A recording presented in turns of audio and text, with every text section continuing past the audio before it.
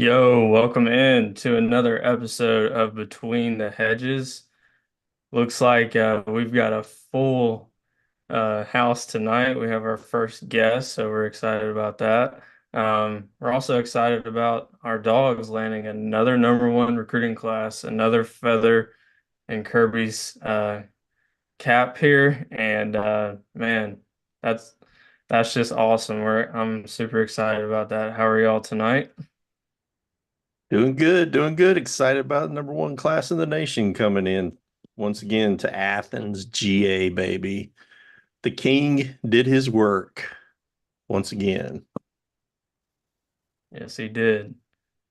Matthew, how are you tonight? I'm doing well. I'm doing really good. Very excited to talk about what we got tonight for sure. And our first ever guest, our sister, Savannah. How are you? Hi, I'm good. You got some good hot takes for us tonight? Hopefully I don't say anything stupid. If you do, Matthew already has. Just we're just gonna roll with it. So Okay.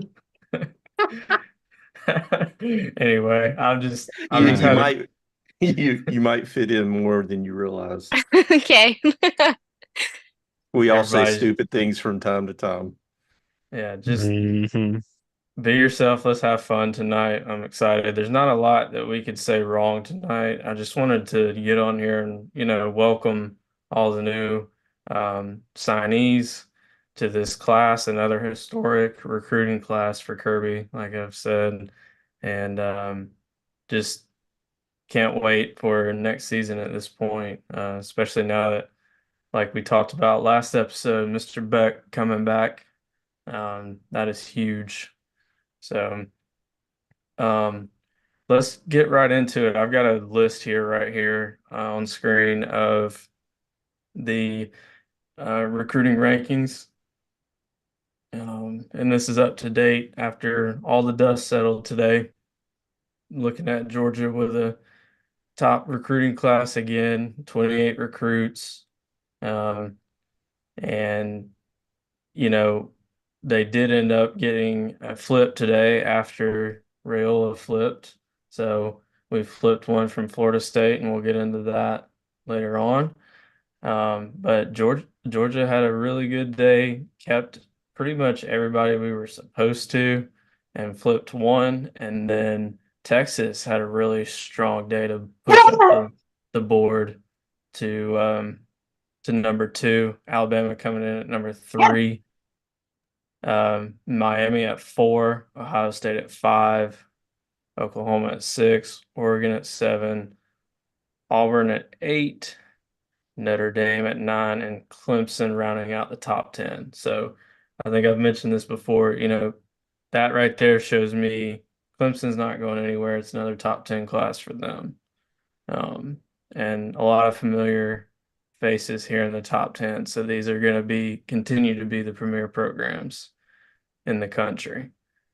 Um, so what what takeaways do we have from this top 10? Well, my first takeaway, it's awesome to see UGA number one with a number one beside it. I mean, Kirby just gets another top rated class, and I think it's pretty much unanimous no matter which service. We're looking at the rivals rankings right there on the screen, but pretty much any service you look at, I think Georgia came in at number one today after the early signing day. Um, and you're like you said, 28 commits, three of them five stars, and 20 of them four-star recruits. A lot of number one players in different states, probably five or six different states. They're the number one rated player in that state that signed with Georgia. Um, and the next thing that I noticed out of that top 10, five SEC teams in the top 10, including when you include Texas and Oklahoma, which for all intents and purposes are now SEC football schools. So Georgia one, Texas two, Alabama three, top three teams, all SEC teams. Then you got Oklahoma 6, Auburn 8. Um, so, and I was reading a story earlier today too. All the SEC teams, there's now 16 SEC football teams. All of them are in the top 40 in the recruiting. That even Even includes Vanderbilt? Vandy. And he's So, 38th. Don't believe so me? Look, it's it's Vandy. amazing to think about that you got one conference that has 16 teams, and all of them are in the top 40 classes of recruiting overall. Um, you know, Auburn, they're number 8 in the nation. Okay, that sounds really, really good. 1, 2, 3. Oh, by the way, you're 5th in your conference. Good luck with that, you know. Right. So that's the thing that stands out to me looking at the class recruiting rankings. I'll kind of piggyback that. One thing that not necessarily surprises me, but definitely rings a bell and is kind of crazy and will just be a crazier game for Georgia is the team right below them. The fact that they have the number 2 in the nation ranking and signing day is ridiculous. Um, that just shows that they outdid Alabama, um, rightfully so. Um, and I think the Georgia Texas game is now even crazier with this top ranking of signing day for sure. And then also, I think a little bit of a surprise for me at least is Oklahoma a little bit. Oklahoma and Miami for sure. Just because with Oklahoma just getting into the SEC, and I think Lincoln Riley is still their head coach, right? Or no, it's Brett who's their head Venables. coach now? Ben Rills. Brett Venables, the old Brett. defensive coordinator from Clemson.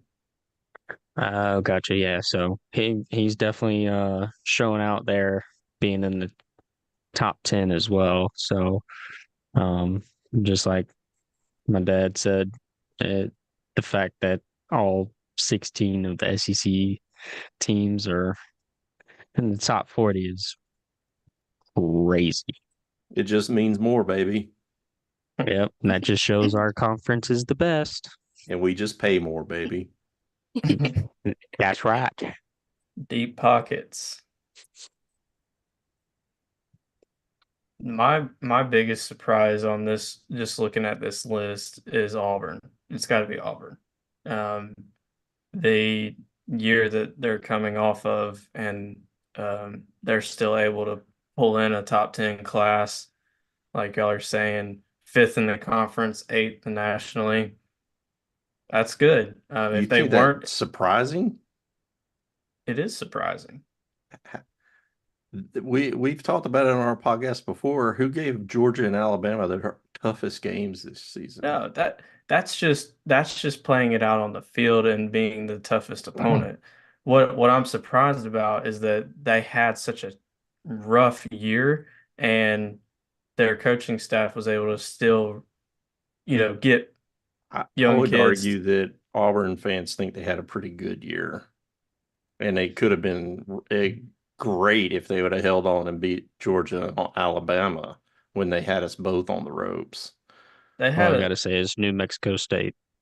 Yeah, Yeah, they slipped up big time. Everybody has a oops game usually, but and Georgia Not then doesn't Georgia. lose to New look Mexico State at home. look at look at their coach Hugh Freeze. He recruits everywhere he goes. He was at Ole Miss. They signed top classes at Ole Miss of all places when he was there. That's kind of my point, is that And at Liberty, he did well at Liberty, even though you know, they're a smaller school. Now he's at Auburn. They got that recruiting machine behind him.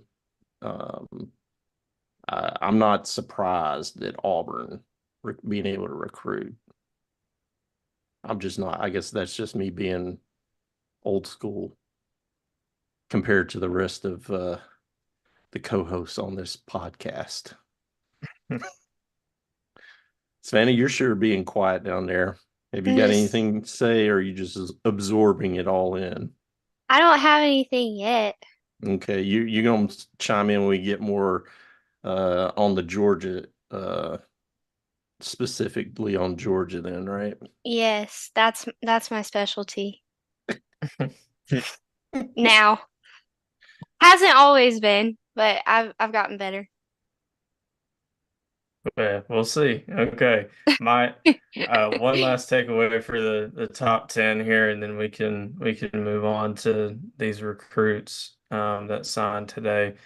Um, Texas beating Alabama again, beat them on the field this year, and then beat them in recruiting. So, Sark has got to be happy to be um, overcoming his former boss, a, a couple of times this year alone, and he'll have a third opportunity, we think, in a national championship and a rematch of the game in September.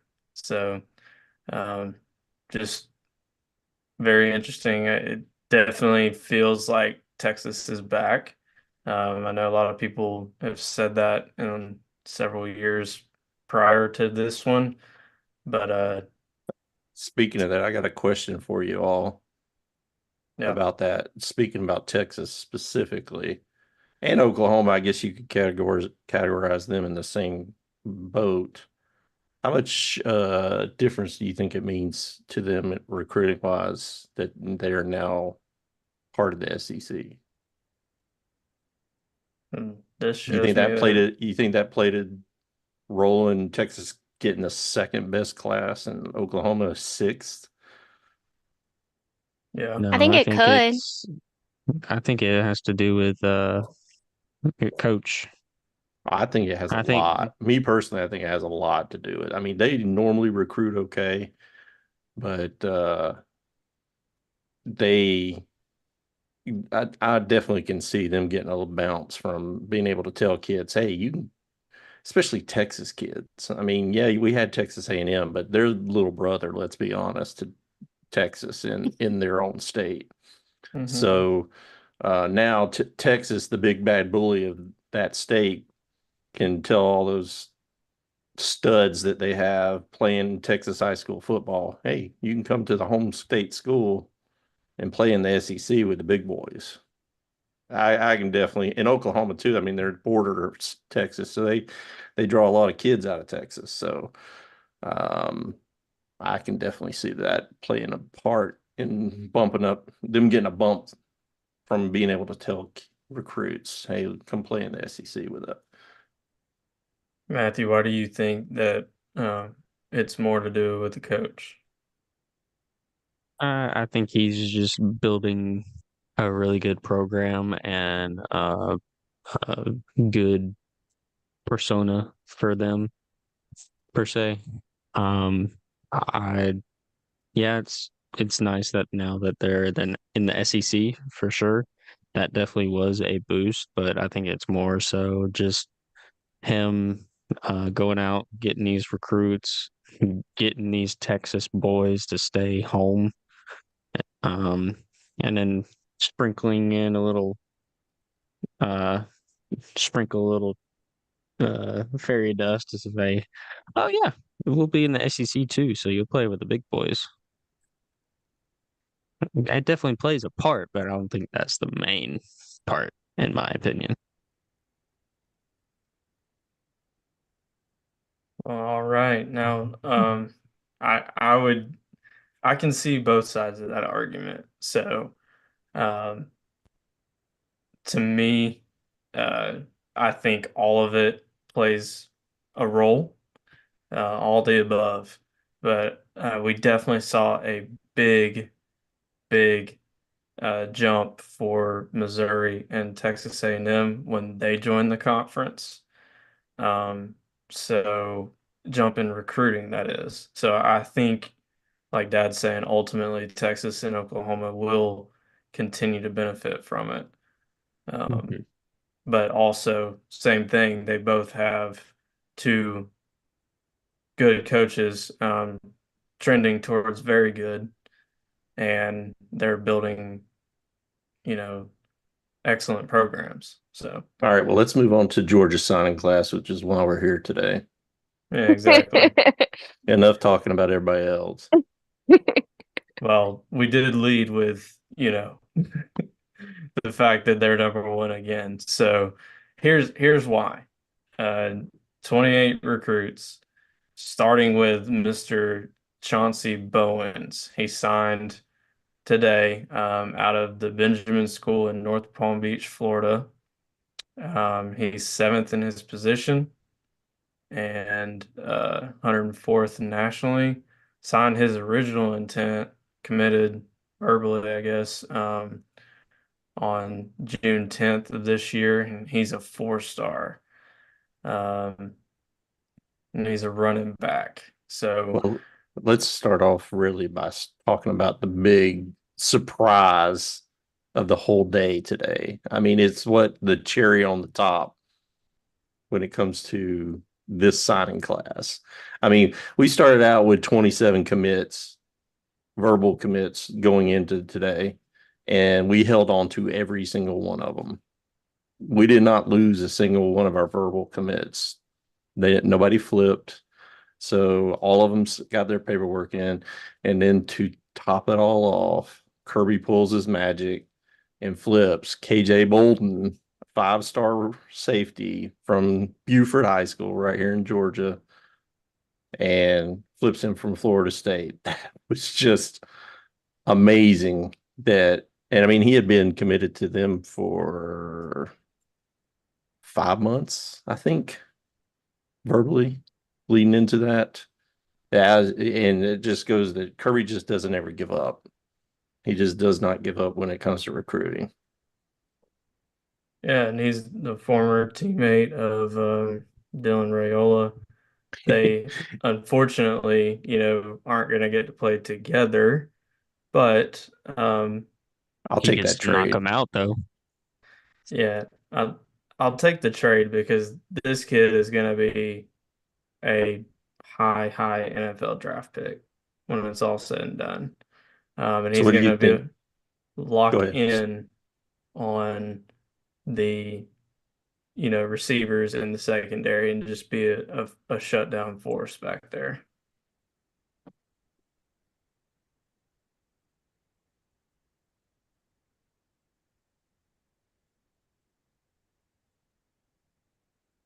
Is everybody just comatose? That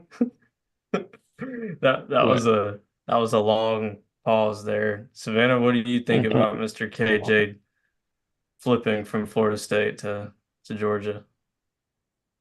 Um, what position is he again? He's a safety. Safety. Yeah, he plays defense. Well, Um, let's put it this way. You tell us about the players that you like the most out of this class. oh gosh. Um, I really liked the quarterback that we had, but then we lost him. Yeah, Um, but I think the fact that Kirby was able to get him to flip after he was committed for so long to the other school is like just another thing to prove like he's on top and people need to stop sleeping on him. But um I think that with him we'll definitely be able to like play better, a lot better because we need to be able to keep that ball and just yeah. I agree. I think our defense, we loaded up on defense. I mean, it's a well-rounded class. But we definitely got some studs on defense. Kirby's a Hmm. defensive coach. So, He's gonna get those boys. yeah, he always loves his DBs. I the joke that of the message board where I'm a member, the joke that I've seen on there several times is one day Kirby's going to line up with 11 DBs on defense and play it that way. I don't think that's going to happen. I think he's a lot smarter than that. But the way he recruits DBs, it's not out of the realm of possibility, I guess. But He should try it one time. no, I don't think so. It would not go very well, I don't think. Just, But just, just to give it a try. just for a play when the game's in hand, right? When we're No, up not in by hand. four, Just yeah, when we're up just 40 like points. just play. Have them play one play during our cupcake games, and and give it a shot. Just for fun. But one of the key tidbits that I heard about Bolden was I think in one of his high school games this season as his senior year, he had a game where he scored 4 touchdowns, all different ways. One was a kickoff return, one was an interception return for a touchdown, one was a receiving touchdown, and one was a rushing touchdown. So, I mean, you don't see that happen on a Unless normal you're in high basis. school. No, I mean, even in high school, kids don't do these things. That's unusual to score 4 touchdowns in 4 different ways. It wasn't 4 rushing touchdowns in one game. It was a kickoff return for a touchdown, a pick six, a rushing touchdown, and a receiving touchdown. That's how athletic that kid is. And that's the reason why he's rated. I think at one point he was rated as an athlete because they weren't really sure if he was going to be on the offensive side or the defensive side of the ball. But with Kirby being the coach, he's going to play defense. Hmm. So, the number 1 rated safety in the nation, number 2 ranked player in the state of Georgia, 12th overall nationally. That's just an extremely big cherry on top of a really great signing class for Georgia today. Um, who else you want to talk about? Well, some of the big hitters here definitely loading up on the offensive line and defensive line. Uh, Marcus Easley out of Illinois. He comes in as a 4-star, 13th in his position. He's 6'7", 315 pounds. So and he's gonna he plays guard, so I don't know if we'll put him at guard or tackle. Probably stay at guard. I would think at that size, but man, Tennessee was after him, Alabama was after him, Oklahoma wanted him. I mean, he's one that's gonna just be another mauler on the offensive line. And Hey, we definitely got some big boys on the offensive line. Let me read down this for a second. yeah, 6'7", 371. 6'6", Lightweight. 365. Yeah, right. 6'5", 345. 6'7", 335. 6'5", 315. And 6'7", 335. Those are our 6 offensive linemen signees now in this class. I mean, that's some hosses. Cornbread fed. Hmm. So that's that just those some big boys. We need them though. A lot of cheeseburgers right there. Yeah, the food staff is going to have to buy extra for the next 4 years, Yeah. But it's good to see that we're replenishing the ranks, you know, of the offensive line with those big boys, and hopefully at least half of them turn out to be really, really, really good players. You know, if you hit on half of them, you're doing really good. Exactly. And another thing, the biggest, um, I'd say one of the biggest shocks as far as players to go to the transfer portal for us was initially probably Dumas Johnson, right? A Um, linebacker. and we had a couple of linebackers go, right? But this is why, because this class that we just signed of linebackers has the potential to return that room back to one of the best rooms in the country. Preach Um, it, baby. Georgia, had back-to-back seasons where they probably had two of the better linebackers in the country. And then this past season, due to injury, to Dumas Johnson and just guys in and out, new faces with not a lot of snaps. That was kind of our one of our weaknesses this year. I think next year is going to be a strength. So it's very exciting to see that. Got guys like Chris Cole out of Salem, Virginia. He's a four-star outside linebacker. He's going to be another freak athlete. Um, he's the number one recruit from Virginia. I mean, you see this all over the class. Number one from here, number one from there. There, it's and just every other school out there wanting these guys, but Georgia's getting them. Um, and let's see, There's inside also linebacker. Justin Williams. Yep. He's the number one overall rated linebacker in the whole nation, not just the state of Texas. He's from Conroe, Texas. But the number one overall linebacker in the nation, Justin Williams, 5-star recruit, 11th rated player in the nation, third in the state of Texas, but number one overall linebacker. He's the second highest rated recruit in this class behind KJ Bolden. Hmm. Um, and his teammate, Joseph Janai Ojanai, I think I'm saying it incorrectly, but those teammates are continuing to be teammates playing for Georgia next season.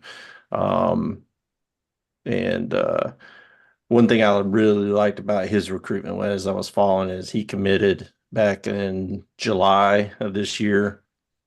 Number one rated linebacker in the whole nation. Everybody's coming after him. He could have gone to any school in the nation that he wanted to. And he committed, and that was it. He was done. He was signing with Georgia, and he did it. And they did a really good job recruiting him, evidently, because he wasn't even listening to anybody else. He figured out that they were the place for him, and that's where he is. It's the draft grading. You're right. We get people in the league, and that's what all these guys have dreams of, is going to the league. I mean, shoot, we've had what, 20 plus players in the past 3 years go to the NFL from defense alone, roughly, Mm. if I'm not mistaken, and Yeah. more to come this year too.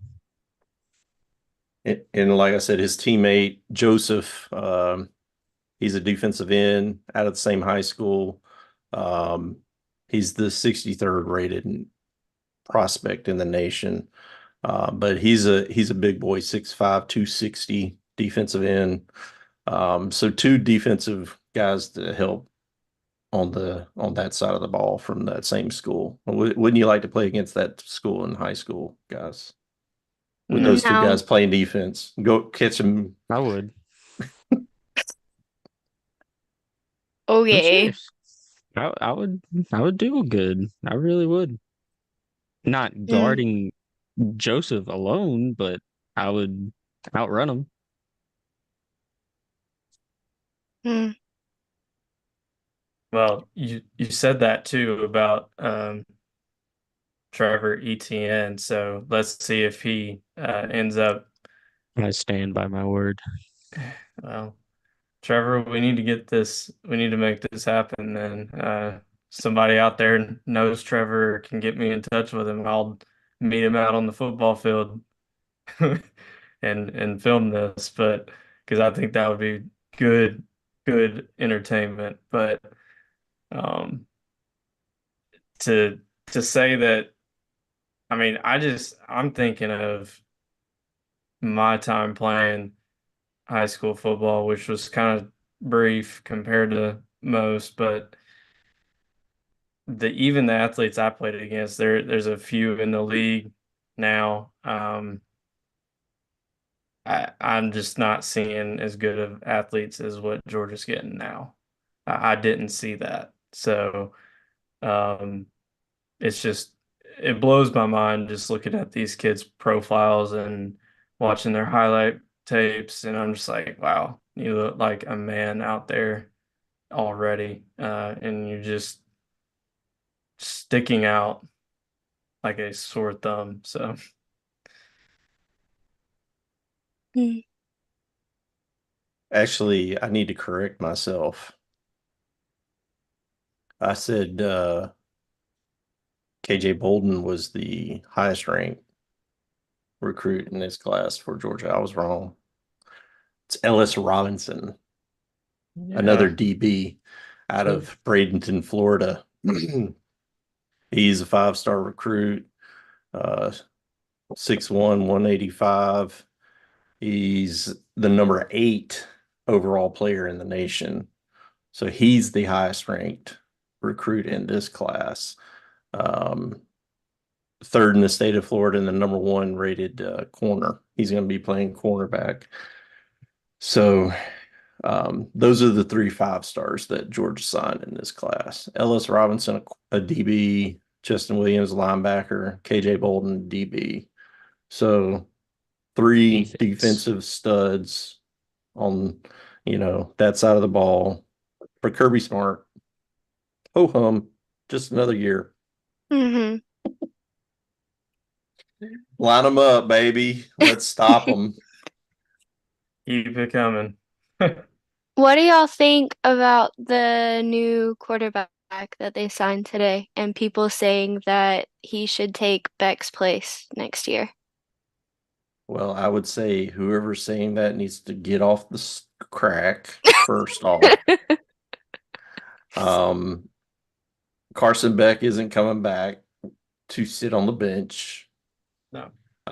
No. And whoever's coming into Georgia knows that Carson Beck is back and he's going to be the starter and from game snap 1 till the end of the season, God willing, as long as he stays healthy. Hmm. And You just um, jinxed it. and No. he he didn't turn down going to the NFL, which he very well could have gone to the NFL and possibly been as high as a first round draft pick, but easily in the first 2 rounds, I think he would have gone. Um, so you got a quarterback like that. It doesn't matter who else is on the team. And the way he played, the confidence that he gained, the composure he has in all situations. You're just not the experience that he now has from playing the whole season as the number 1 guy. Hmm. Ryan Puglisi is good. He's a high school quarterback. He's going to have to sit and learn and grow and develop and learn what it takes to play up to Carson Beck's level first before he gets a chance to start. Do you think he does have that chance? Oh yeah, I definitely can see him because he's a dog. He's a worker. He's He's a dark already, horse. yeah, I mean, he's already there, competing. He's an early enrollee. He's already on campus, being able to take part in the bowl practices that they're having, getting ready for the Orange Bowl, playing against Florida State. Um, so, um, yeah, I can definitely see him putting the work in to where one day he's going to be QB1. It wouldn't shock me at all. Mm. Yeah, I agree. The whole reason for um so Beck comes back, then swiftly Rayola decommits and flips to Nebraska. We Loser. talked about that last time. Those went hand in hand. Um, because like Dad says, Carson's coming back and he's not coming back to sit the bench. If he wants to sit the bench, he could have gone To the pro, NFL but and gotten paid for it. right, but More he be paid more than what he's getting paid at Georgia. right. Or, he comes back, he plays and increases his draft stock. So I think that's what's happening. And Puglisi, yeah, he's gonna be the more I look into him, the more excited I get about him. Just and it's not talent because yeah, he's a 4 star, he's not a five, but you're pretty dang close to the best of the best out there, but it's not just the talent. It's like Dad said, it's his work ethic and his mentality. To me, kids aren't made with this mentality today anymore. So for him to possess that, kudos to him first and foremost, because he's an adult now, but kudos to his parents as well, for raising him to just have that dog mentality. And so what? Carson Beck's here. So what? Rayola's in front of me and he's a 5 star. So what? Gunnar I'm, Stockton's a 5 star and he's in front of me. I don't care. I'm gonna come. I'm gonna enroll early. I'm gonna work, I'm and going to eventually compete. I'm gonna compete. I'm gonna push these guys, and then eventually that's my job. I mean, that's his mentality, but he's gonna be Yep. humble about it too, is what I've read as well. Just sounds like a all around good dude. So. Yeah, if you get a chance, I would recommend. I've seen a couple of interviews that Rivals has done with him. Just, Google it, go on YouTube, search for it, whatever. Watch the interviews with him. You'll be impressed by that young man. And I mean, he's not chopped liver. He's the 11th rated high school quarterback in the nation. So, according to Rivals, there are only 10 quarterbacks that are better. Yes, Dylan Raiola was rated number one. Okay, I'll give him that. He earned it. Um, but this guy is no slouch at all. And uh, for lack of a better phrase and a pun fully intended, he's got that dog in him. Mhm. He does, from what I can tell, he's got that dog in him. And I think it'll be fun to watch. And, I think the two of them are going to be tied together a little bit because they were both committed to Georgia. And then, Rayola cuts bait and finds another place to go, Nebraska to play once Beck comes back. Puglisi decides, you know what? I'm sticking it out. So it'll be interesting to watch both of their careers. Now, granted, Rayola is going to play earlier and more often Mhm. up front. That's In what the he was sorry division. guaranteed. That's what he was guaranteed. That's the reason why he chose to go there. Um, but it'll be interesting to look back on their careers once both of them are done with college football and see who had the most successful career. Be interesting to watch. I feel like being under Beck for another year or whatever could definitely help Ryan become a much more like um Complete. complete athlete, yeah. Composed. And even better than the other guy. Rayola. Ryan, yeah. Dylan, Yeah. Dylan Ryan and Rayola. Dylan. Yeah. And Uh I just want to Those aren't piggyback. common names or anything, are they? Dylan, Ryan. I okay. Anyways, I just want to piggyback that with Ryan. He had some, I wouldn't say tough choices, but he had four other Division I schools reach out to him. Two of them being SEC, and that's Alabama and Ole Miss.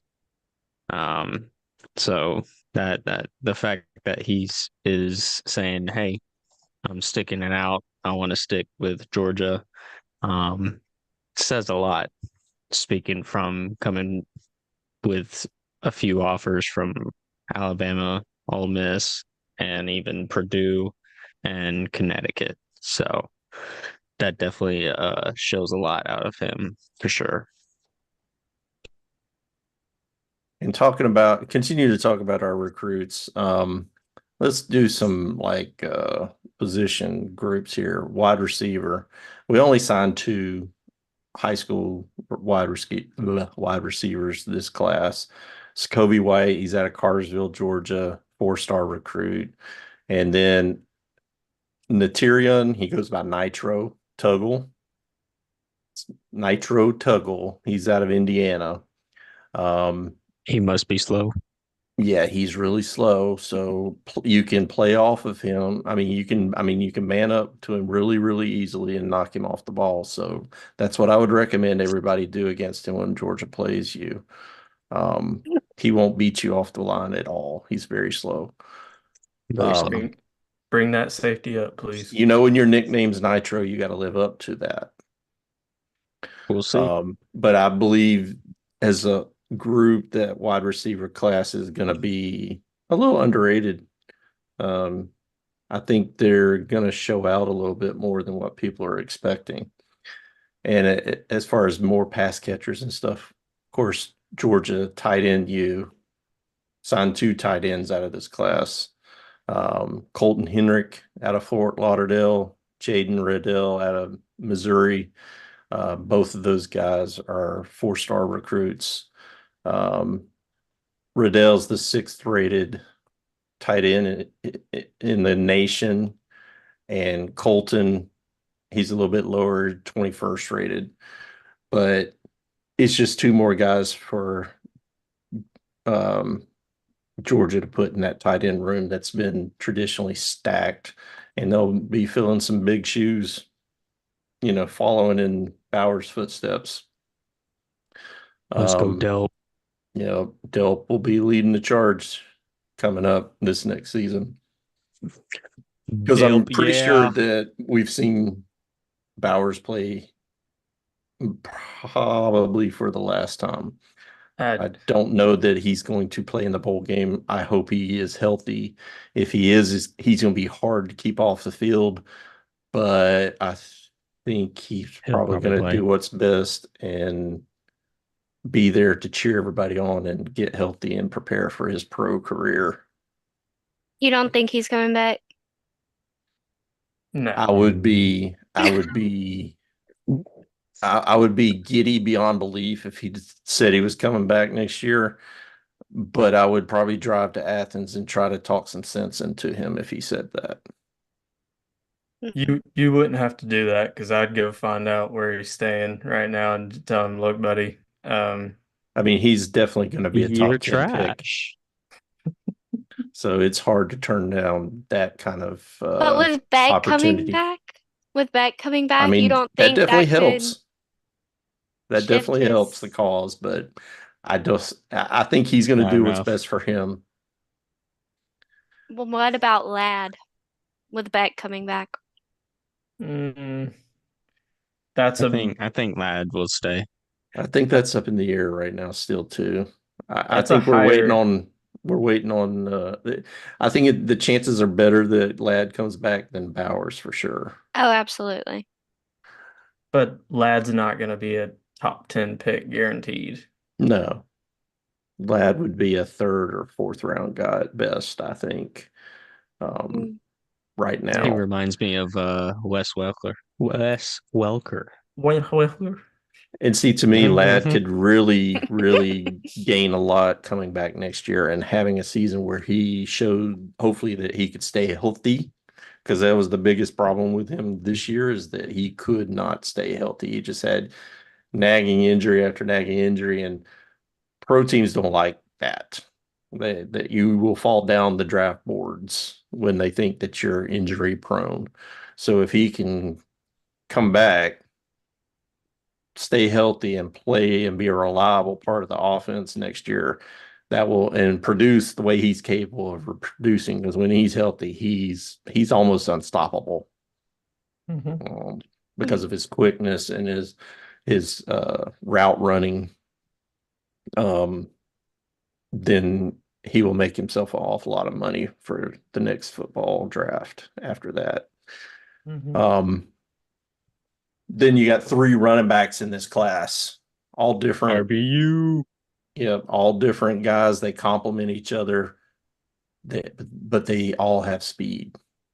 Dwight Phillips, running back out of Mableton, Georgia, once again 4-star recruit.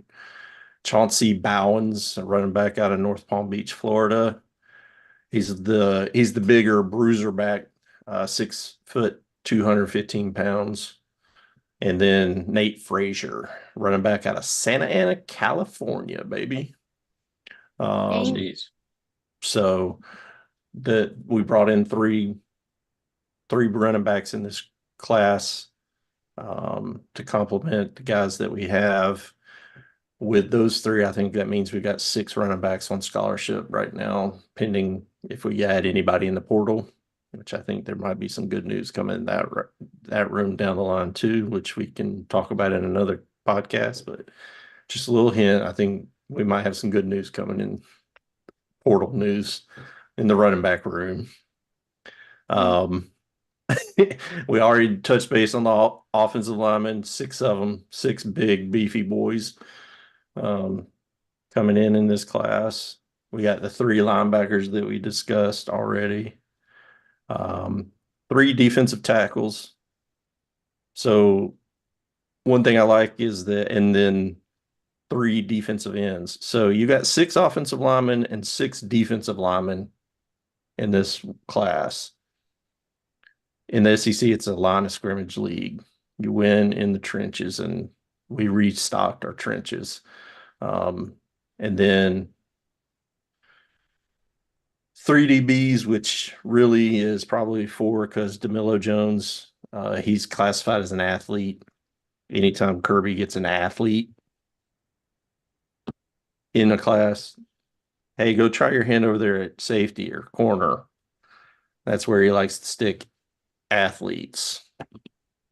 So just a well-rounded class from top to bottom, filling a lot of needs, a lot of positions, and just refortifying the depth.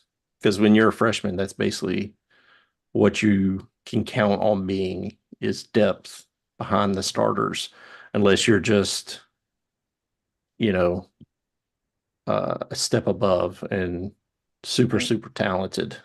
Unless you're KJ Bolden or one of the corners that probably will start immediately, I think. It'll be interesting to see out of that class who the freshmen are that contribute the most. There's a lot of options because there's a lot of talented players. Oh, and there's one kicker. I forgot the kicker. We always forget the kickers. Hey, we did. Look, don't. All right, I'm about to. McAfee. Don't sleep on the kickers now. Georgia has had a long run of just excellent kickers, right? And evidently we got one in this class too, Drew Miller out of Iowa. So out in Iowa, he ain't got nothing better to do with his time than just kick the crap out of a football as long and as far as he can over those cornfields, and then he's got to find it and kick it back. So my mama said. So the dude has a leg. I'm sure he's used it a million times by now. And, he's going to be the kicker of the future. Drew Miller. Don't forget his name. Kick the ball, Drew. Kick the ball, Drew. Look, I'm most excited about Drew because you know why? Because he's going to be the one that scores the most points out of this class. Mark it right now. Unfortunately, you're right. The kickers are always the one that score the most points. Unfortunately, you're right. Come on now. I see that look on Savannah's face. She's trying to figure out how a kicker scores more points.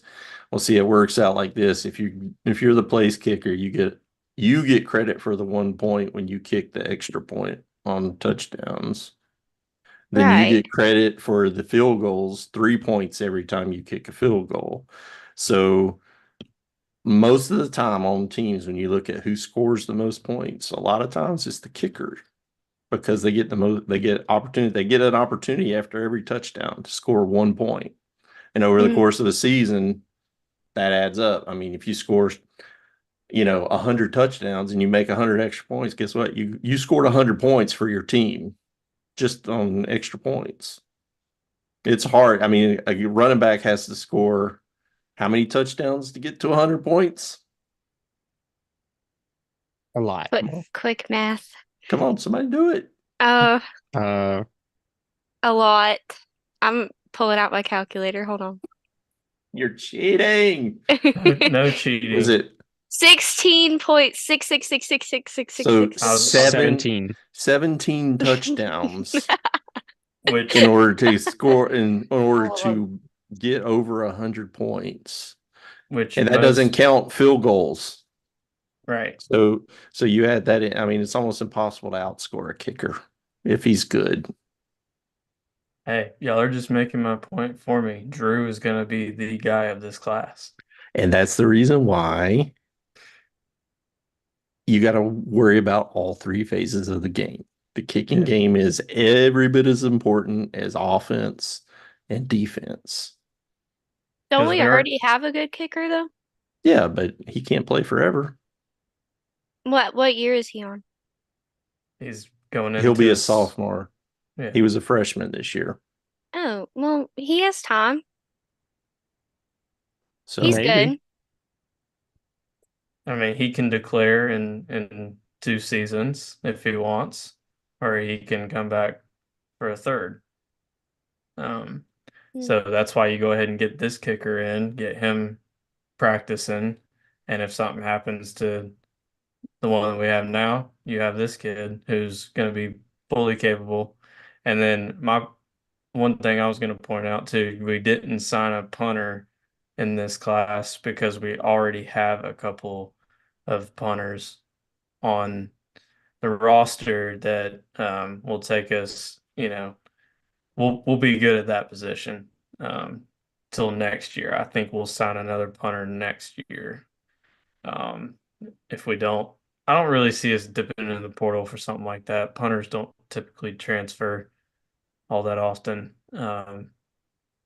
And if they do, it's not very noteworthy. But maybe we should make it noteworthy because all three phases of the game matter. Kicking is very, very important, and it's something that we use to our advantage at Georgia.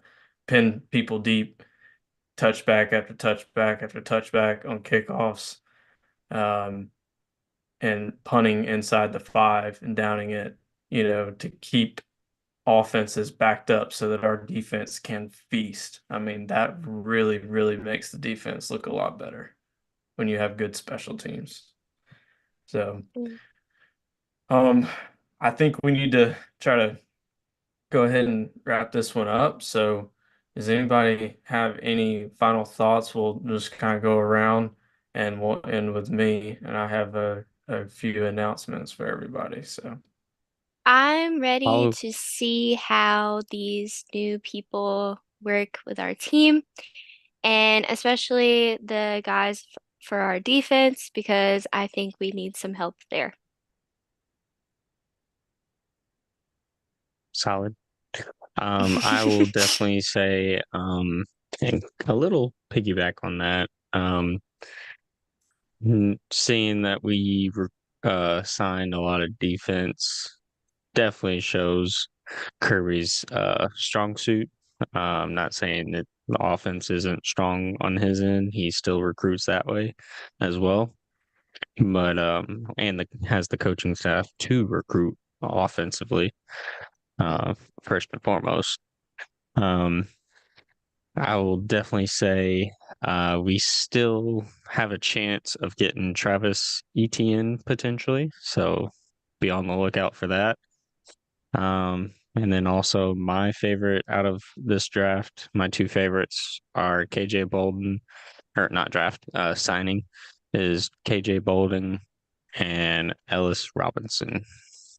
Those two are going to be two freshmen that I will probably enjoy seeing and will probably start day one. I agree. Dad, what you got? I think I've said a lot on this one. So, what I will say as a final closing is I'm just glad we're not the Florida Gators.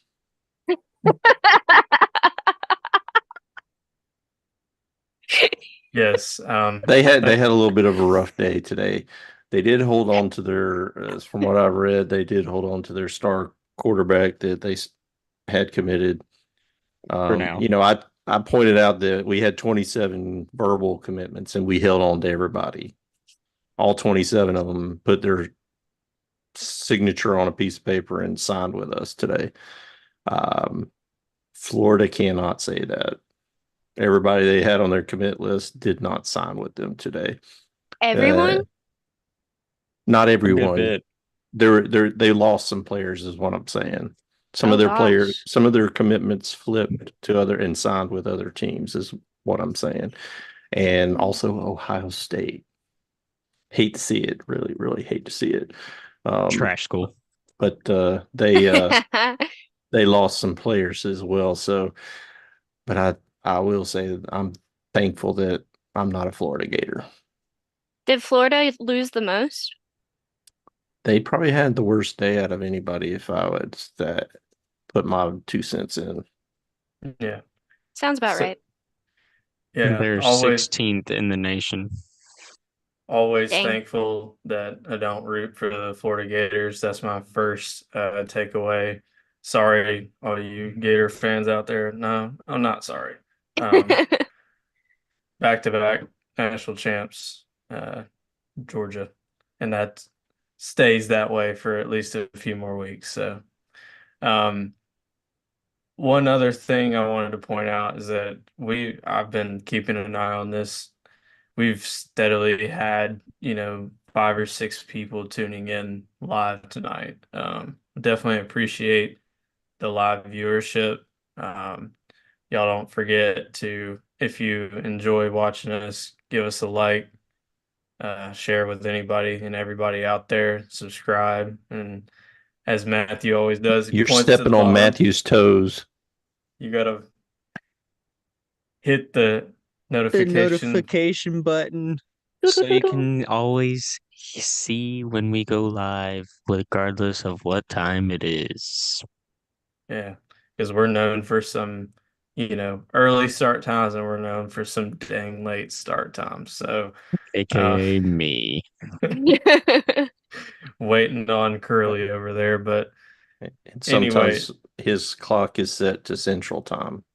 yeah, and that's the inside joke on the podcast is that he runs off Central Time, so we can always Hey, add an hour.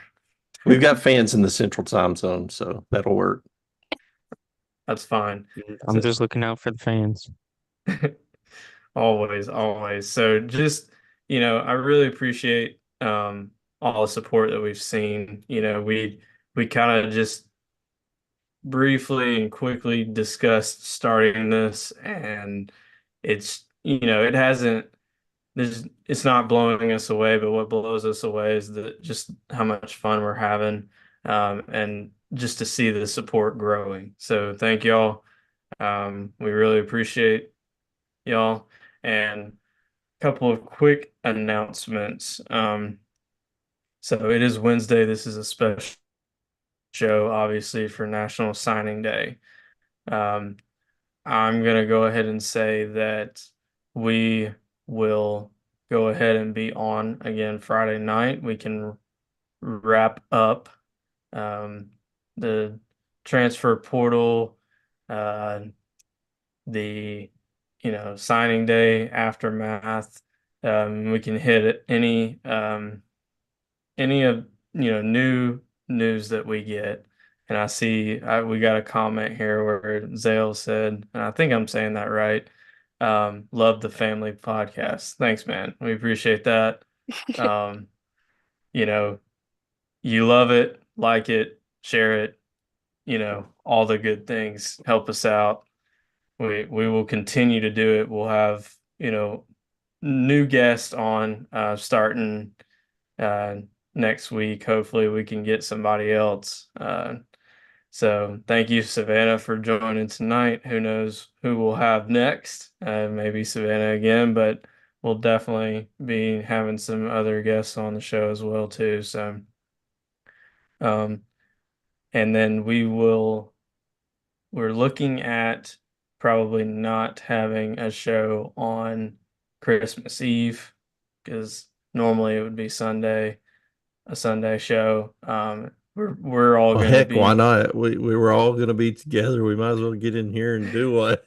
Christmas Eve, baby. Oh Lord. we'll see about that. I'll stay tuned on that, but I know definitely Friday night, I maybe am just Sunday. teasing, by the way. I'm just teasing, by the way. It is Christmas Eve, and then we should be back at it again on next Tuesday, but stay tuned for that. We'll update further on Friday and again Sunday if we have one. So we love y'all, thank y'all, and as always, go dogs. Go dog! Go dogs. Go dogs. Oh, oh, oh, oh, oh.